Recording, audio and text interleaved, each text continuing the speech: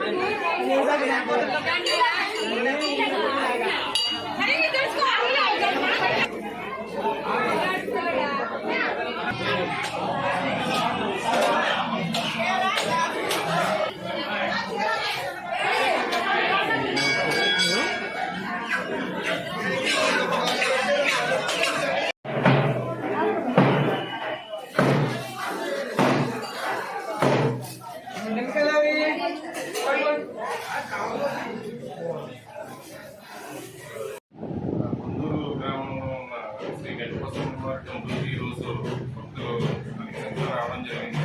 అలాగే వచ్చిన భక్తులకు ఇబ్బంది లేకుండా శానిటేషన్ కానీ అలాగే టాయిలెట్స్ కానీ అన్ని కూడా ప్రొవైడ్ చేయడం జరిగింది. ఎవరికి ఎప్పుడు ఇబ్బంది లేకుండా స్మూత్గా దర్శనం చేసుకుని కానీ ఏర్పాట్లు చేయడం జరిగింది.